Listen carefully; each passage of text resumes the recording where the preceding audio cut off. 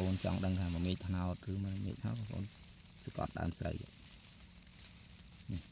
អូខេហើយអត់យូរទេចេញតែប៉ុណ្ណេះស្រូវអាចតែ3 4ថ្ងៃទៀតខ្លោចអស់ហើយ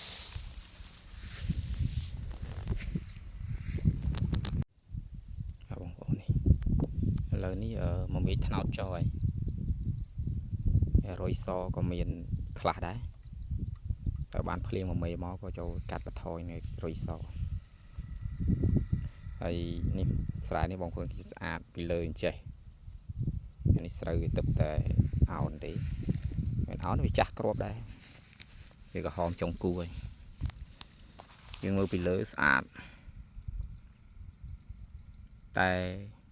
បើយើងអត់បានពិនិត្យនៅខាងក្រោមបងប្អូននឹងខាតច្រើនយើងមកមើលខាងក្រោមឃើញពុកហ្នឹងហ្នឹងមកមានថ្នោតចុះតែពេលខ្លះក៏វាជំងឺដែរបងប្អូនចង់ដឹងថាមកមានថ្នោតឬមកមានថ្នោតបងប្អូនស្កត់ដើមស្រូវនេះអូខេ